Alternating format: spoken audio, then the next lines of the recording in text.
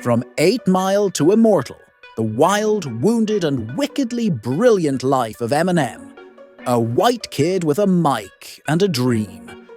Let's face it, if you saw a teenage Marshall Mathers rapping in a dingy Detroit club back in the 90s, you probably wouldn't have pegged him as the future goat of hip-hop. Scrawny, pale, angry, looked like he hadn't eaten a vegetable since kindergarten. And yet, he could spit bars that would melt your face off. Born on October 17th, 1972, in St. Joseph, Missouri, young Marshall had what they politely call a turbulent childhood. Translation: poverty, abuse, bullying, and an absentee dad.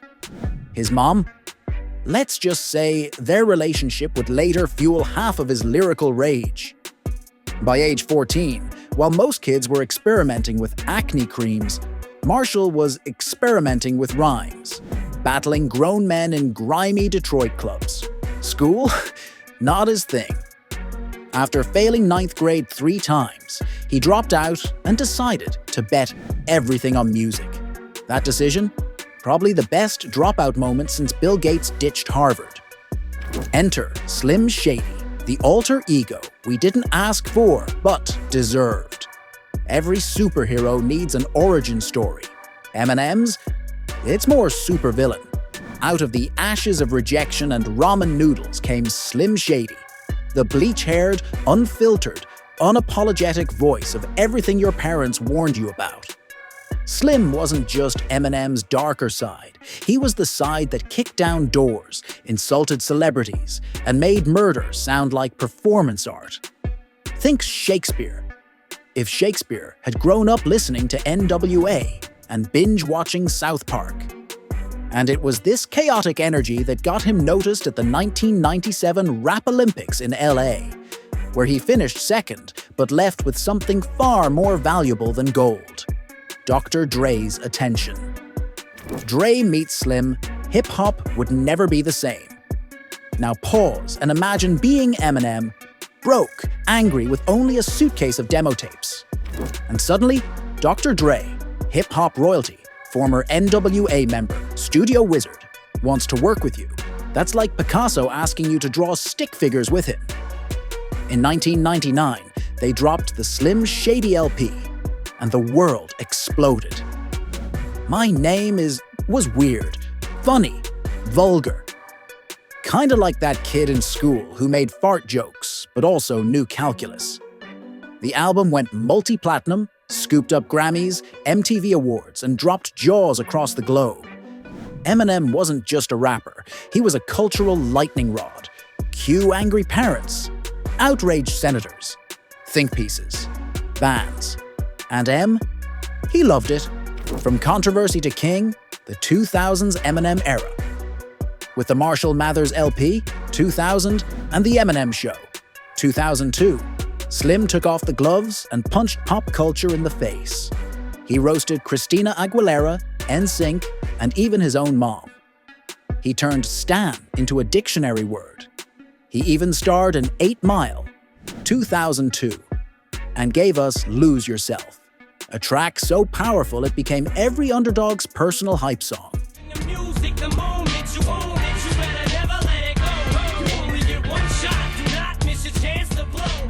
Seriously, that beat drops? Goosebumps. But behind the fame, the Grammys, and the rabid fans, something darker was brewing. Addiction, depression, paranoia. Fame hadn't healed his wounds. It just gave him shinier distractions. Relapse, recovery, and redemption. After nearly dying from an accidental overdose in 2007, Eminem disappeared from the spotlight like a magician pulling off his final trick. But he came back swinging with Relapse, 2009. Although the critics were lukewarm, some called it over the top and outdated, Eminem still topped the charts. His demons were out in full force, wrapped in Dre beats and dizzying rhymes.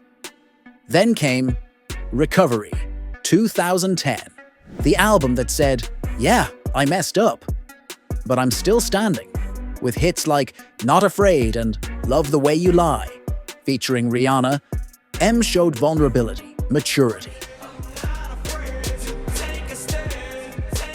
and still enough lyrical venom to melt faces. At this point, he wasn't just surviving, he was evolving. The legend still bites, kamikaze to coup de grace. Let's be honest. By 2017, some folks were writing Eminem off as a legacy act. And then, bam! He dropped Kamikaze, 2018, a full-on lyrical airstrike against critics, mumble rappers, and anyone who doubted he still had it. Then, in 2020, he released Music to be Murdered, by his 10th consecutive album to debut at #1. Think about that. 10 in a row. That's more consistency than your favorite pizza joint. Meanwhile, he teamed up again with Royce da 5'9" as Bad Meets Evil, sprinkled in some epic features, and even performed at the 2022 Super Bowl halftime show with Dre, Snoop, and Mary J. Blige, basically turning the event into hip-hop's Mount Rushmore. And just when we thought Slim Shady might stick around forever, the death of Slim Shady, 2024's grand finale. In 2024, Eminem dropped the most meta album of his career, The Death of Slim Shady, Coup de Grace. The concept, killing off his iconic alter ego. Q, gasps. Q theories. Q, wait, is this real? Reactions. With Houdini as the lead single, peaking at #2 on the Billboard Hot 100. M didn't just bring the old Slim back, he buried him. It was chaotic, hilarious, brutal, and deeply poetic. Like Slim writing his own eulogy with middle fingers and punchlines. Was it closure? A warning shot? A mic drop? Maybe all three. Whatever it was, it cemented one thing. Eminem doesn't retire. He evolves. From misfit to monument. A Hall of Fame life. Let's not gloss over it. In 2022, Eminem was inducted into the Rock and Roll Hall of Fame. Yup, the same place that houses legends like Elvis, Bowie, and Aretha. Not bad for a poor white kid from a broken home who once rhymed about stuffing his teacher in a locker. It's not just about sales, though he's sold over 220 million records. It's not just about awards. He's got a roomful. It's not even about the controversies, though he's had enough to power a dozen documentaries. It's about impact. Raw, messy, unforgettable impact. The curtain never really falls. Eminem's story isn't some sanitized rags to riches fairy tale. It's more like a horror movie, drama, and comedy all spliced into a rap battle. He's been the villain, the hero, the anti-hero. And somehow he made you root for all of them. He gave a voice to the voiceless, the weirdos, the wounded, and the angry. He proved that pain can be fuel, that rage can be art, and that you don't have to fit the mold to break the system. Whether you loved him, hated him, or couldn't stop quoting him, Eminem mattered. And if this truly is the death of Slim Shady, then it's the most glorious funeral hip-hop's ever seen.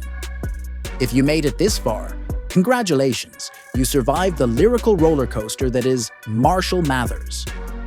Now, if you love epic stories, wild comebacks, and jaw-dropping music legacies, don't just scroll away like a ghost. Hit that like button and smash that subscribe. And for the love of Dre, share. Or we'll send Slim back, because you never know. Slim Shady might not be dead. He might just be reloading. Peace out, Stan.